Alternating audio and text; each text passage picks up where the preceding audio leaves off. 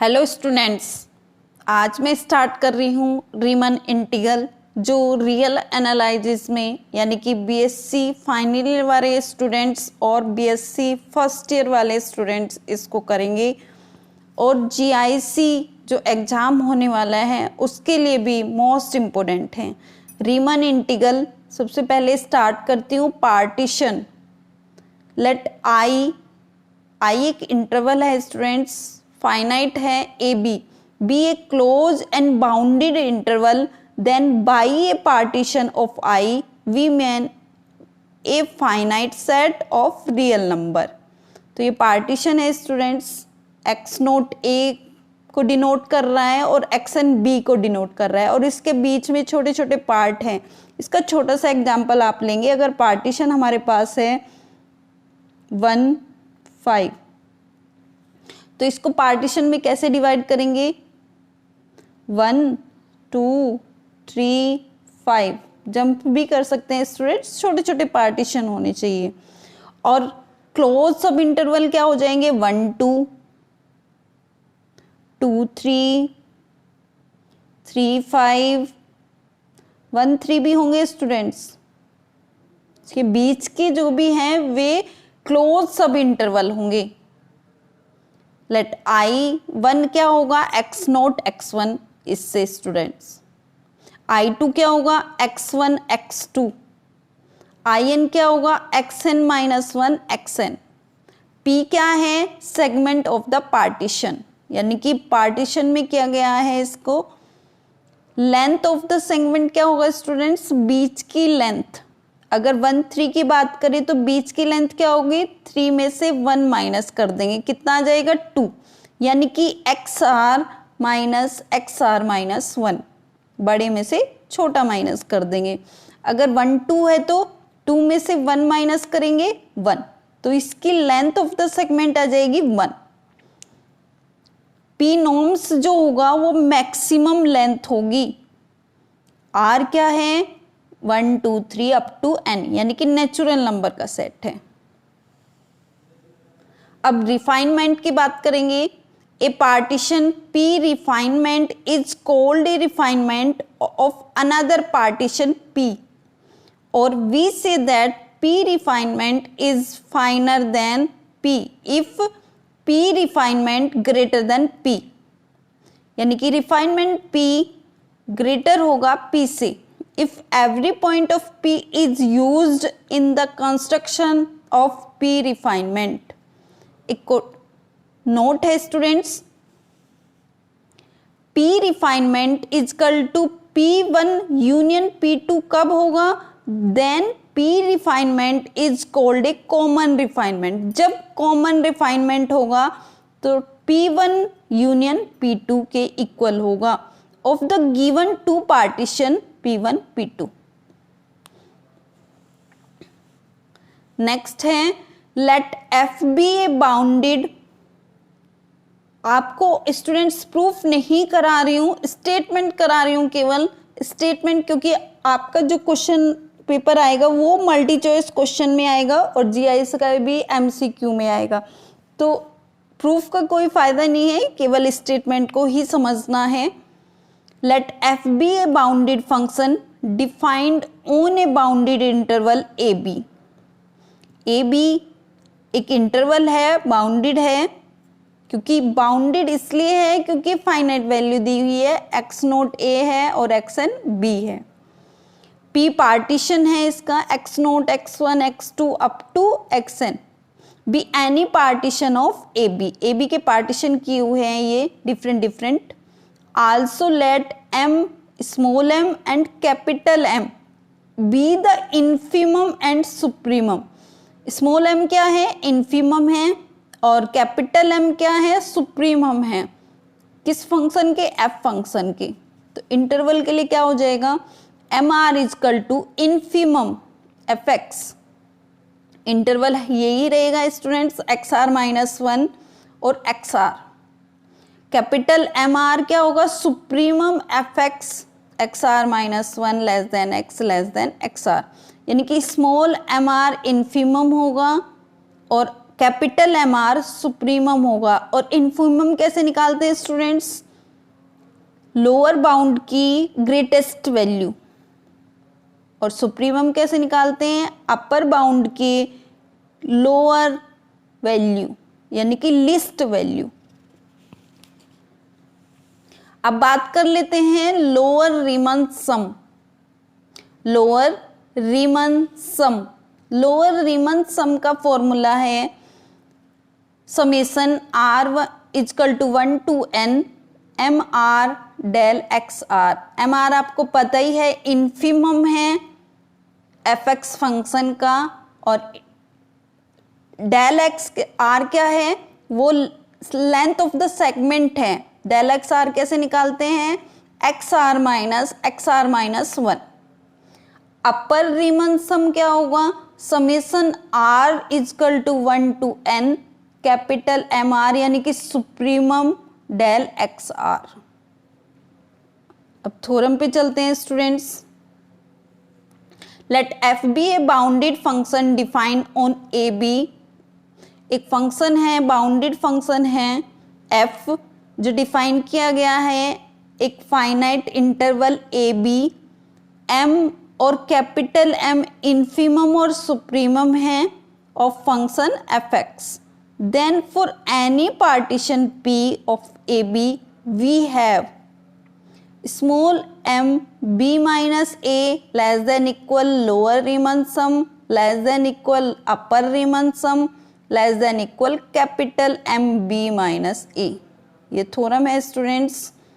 Lower यानी कि small m b minus a छोटा होगा लोअर रीमन सम से, और लोअर रीमन सम छोटा होगा अपर रीमन सम से, अपर रीमन सम छोटा होगा capital M b minus a से। नेक्स्ट थ्योरम, इफ एक फंक्शन है ए बी जो R is bounded on A b, then upper Riemann sum में अगर माइनस हो जाएगा फंक्शन तो वो चेंज हो जाएगा लोअर में और माइनस आ जाएगा बाहर, यानी कि अपर पी माइनस एफ किसके इक्वल होगा? माइनस के लोअर पी एफ से। एंड यानी कि माइनस लगने पर अपर लोअर में चेंज हो जाता है।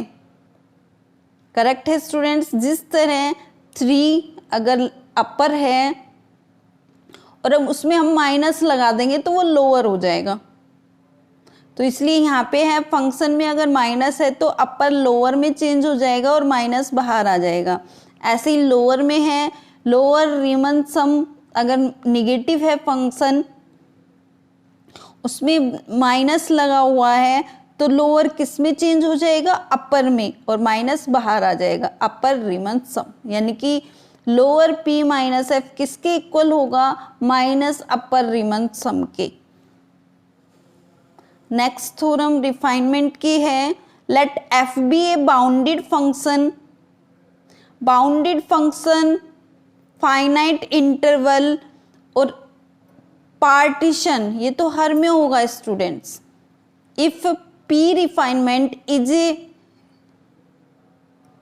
Refinement of P, then lower refinement sum greater होगा लोअर रीमन सम से।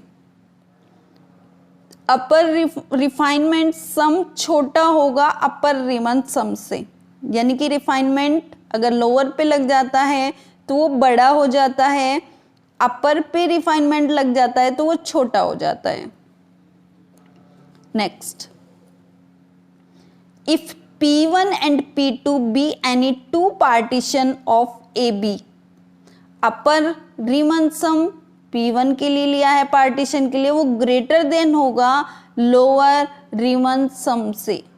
बिल्कुल सही, 2 पार्टीशन है, एक P इसमें कर P1 लिया है और P2 इसमें लिया है, तो वो अपर रीमन सम P1 के लिए ग्रेटर होगा लोअर रीमन सम P2 के लिए।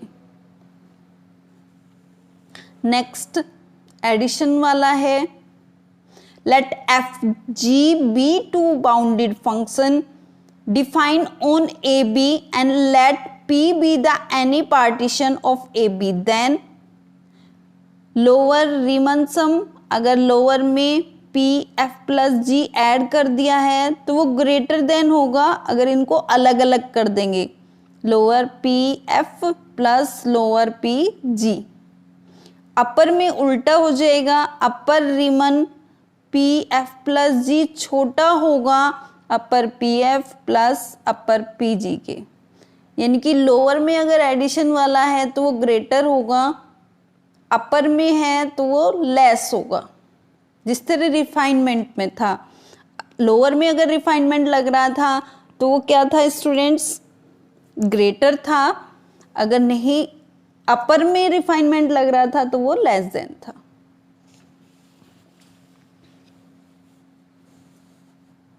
Lower Riemann integral, lower Riemann integral यानी कि ये सिंबल लगा होता है a to b F x D x, नीचे सिंबल लग रहा है तो it means lower. Upper Riemann integral it means ऊपर सिंबल लग रहा है इस तरह से, तो इस तरह डिनोट करते हैं लोअर रीमन इंटीग्रल और अपर रीमन इंटीग्रल को। Lower Riemann integral can not exceed the upper Riemann integral, it means lower Riemann integral कभी बड़ा नहीं होगा अपर रीमन इंटीग्रल से, इक्वल तो हो सकता है लेकिन कभी बड़ा नहीं हो सकता।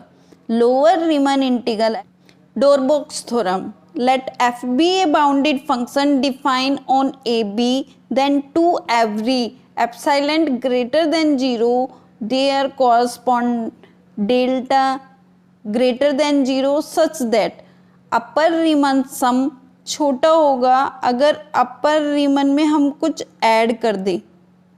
देखिए स्टूडेंट्स, अपर रीमन इंटीग्रल क्या होता था, सिंबल था a to b F x D x. अब अपर रीमन सम छोटा होगा अपर रीमन इंटीग्रल में अगर इसमें कुछ ऐड कर देंगे, कोई ऐड कर देंगे तो वो बड़ा हो जाएगा स्टूडेंट, सी वाला छोटा हो जाएगा। लोअर में लोअर रीमन सम ग्रेटर देन होगा किससे, जब लोअर रीमन इंटीग्रल में से एप्सिलॉन माइनस करेंगे, जब कुछ माइनस करेंगे तो ये चीज़ कम हो जाएगी, इसमें प्लस क्या है तो ये चीज़ बढ़ जाएगी। तो ये होती है Darboux theorem for all partition p norms less than equal delta, इनकी डेल्टा की इक्वल हो सकता है या फिर less. Next students, if f be bounded on A B and p is partition of A b, limit p norms tends to 0, lower Riemann sum किसके equal होगा, lower Riemann integral के। Limit p norms tends to 0, upper Riemann integral, upper Riemann sum किसके equal होगा students, upper Riemann integral की। Riemann integrability, इसकी definition है let F be a bounded function defined on the bounded interval AB, then f is called Riemann integrability, Riemann integrability on AB if, यानी कि अगर वो रीमन integrability है तो वो इक्वल होगा lower Riemann integral equal to upper Riemann integral, and their common value is called the Riemann integral of f on AB is denoted by ये। इसमें कोई सिंबल नहीं लग रहा है स्टूडेंट्स, ना ही लोअर का और ना ही अपर का, कॉमन सिंबल ये है। अगर इस तरह से डिफाइन करोगे तो लोअर रीमन इंटीग्रल किसके इक्वल होना चाहिए, अपर रीमन इंटीग्रल के। नेक्स्ट है the necessary and sufficient condition वाली, necessary and sufficient condition for Riemann integrability of a bounded function f a b Riemann integral over AB is that for every epsilon greater than 0 exists a partition P of B such that for P and all it refinement, यानी कि necessary and sufficient condition ये कहते हैं कि अगर वो रीमन integral है और एप्सिलॉन ग्रेटर देन 0 है, पार्टीशन P और बाउंडेड इंटरवल AB पे 0 less than equal upper Riemann सम minus lower Riemann sum less then epsilon होगा। यानी कि 0 से बड़ा होगा, इक्वल होगा, एप्सिलॉन से छोटा होगा, अपर रीमन सम माइनस लोअर। फंक्शन अगर कंटिन्यूअस है तो वो रीमन इंटीग्रल होगा। फंक्शन एफ(x) मोनोटोनिक है तब भी वो रीमन इंटीग्रल होगा। ये तो दोनों जनरल सी बात है स्टूडेंट्स, कंटिन्यूअस है तो रीमन इंटीग्रल होगा, मोनोटोनिक है तो रीमन इंटीग्रल होगा, ये तो सबको याद रहता है। थ्योरम 3 और थ्योरम 4 इंपॉर्टेंट है। If the set of point of discontinuity of a bounded function, अगर किसी पॉइंट पर सेट डिसकंटिन्यूटी है और फंक्शन बाउंडेड है तो यह क्या होगा, फाइनाइट होगा और रीमन इंटीग्रल होगा। फिर से समझिए students, if the set of points of discontinuity of a bounded function F define on A B पर फंक्शन बाउंडेड है और पॉइंट पर डिसकंटिन्यूटी है तो वह फाइनाइट होगा और रीमन इंटीग्रल होगा। Next theorem, if the set of point of discontinuity of a bounded function F define on A b has only a finite number of limit point then function Riemann integral. ये भी students थोड़ा सा इसका version है।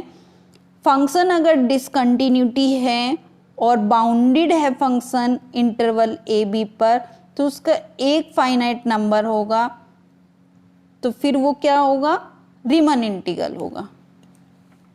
Algebra function में देखिए students, अगर function Riemann integral है, स्मॉल m और कैपिटल M इन्फिमम और सुप्रीमम है बाउंडेड इंटरवल ए बी पर, तो फिर small m b minus a less than equal Riemann integral less than equal upper यानी कि सुप्रीमम यानी कि capital M b minus A.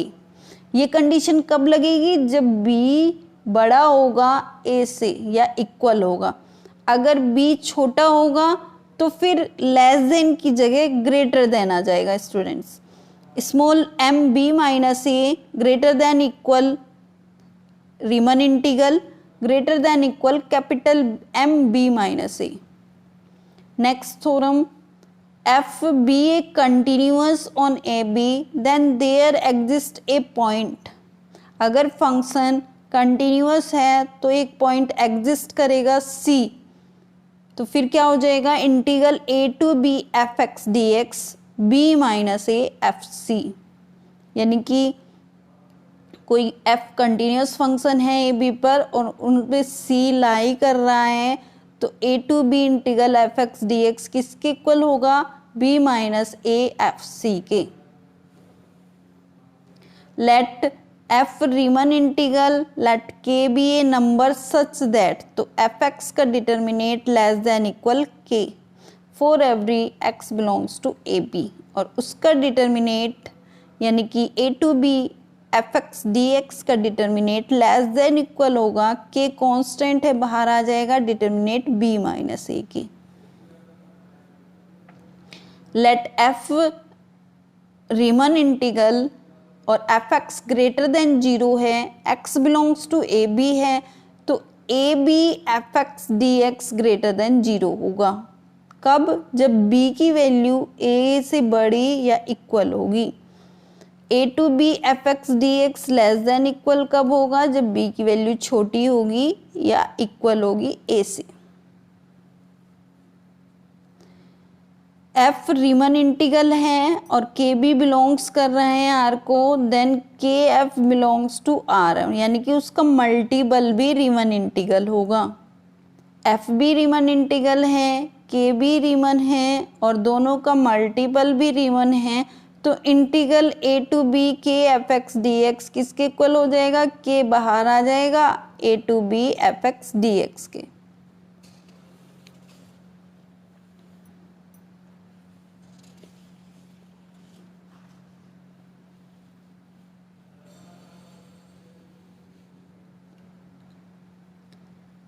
Late c point a और b के बीच में लाई कर रहा है, f रीमन इंटीग्रल है, इफ एफ रीमन इंटीग्रल होगा, एफ बिलोंग करेगा रीमन सी बी को, यानी कि इसके टू पार्टीशन हो जाएंगे।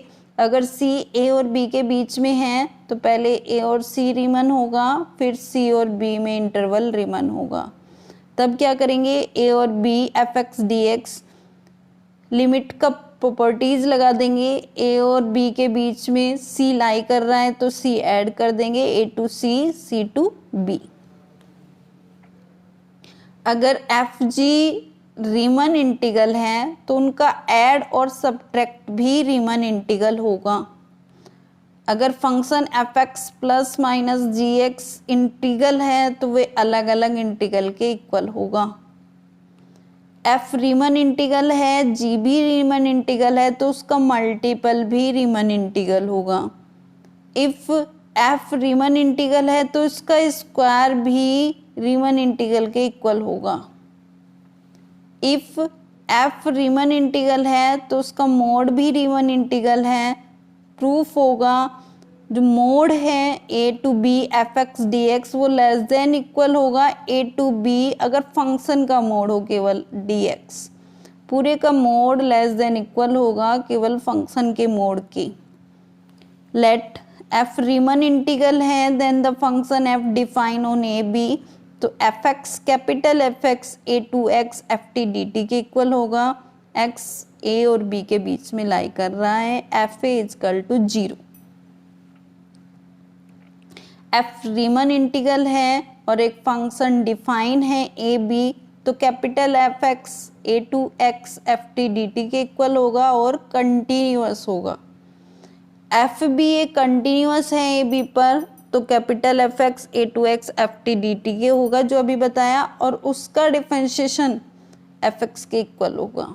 Capital F X is equal to F X, यानी कि इसका डिफरेंशिएशन क्यों होगा, क्योंकि एफ एक्स की वैल्यू इंटीग्रेशन है और जब इंटीग्रेशन का डिफरेंशिएशन करेंगे तो वो कट हो जाएगा और आंसर क्या आएगा, एफ एक्स। फिर है fundamental theorem of integral calculus. Let f be a continuous function on AB and 5 be a differentiable function on AB.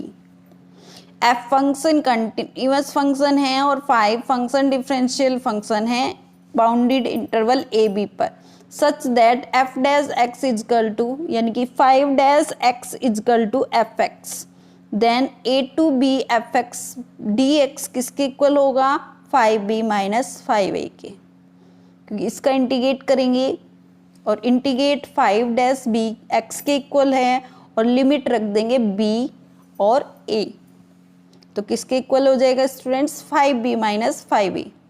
फिर है mean value theorem of integral calculus. ये क्या था students, fundamental theorem of integral calculus.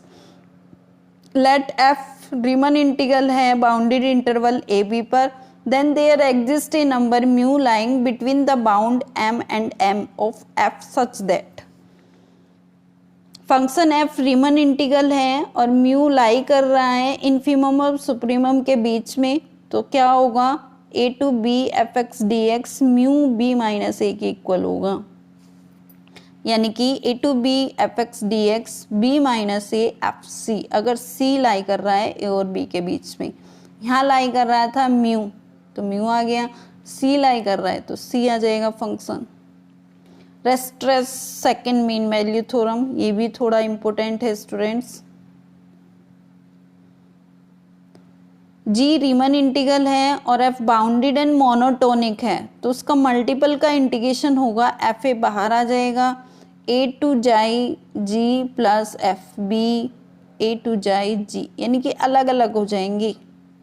F a function अलग ले लिया, ए to जाई limit g, फिर f b g to b g, जाई लिमिट ऐड कर दी है यानी कि बीच में लाई कर रही है।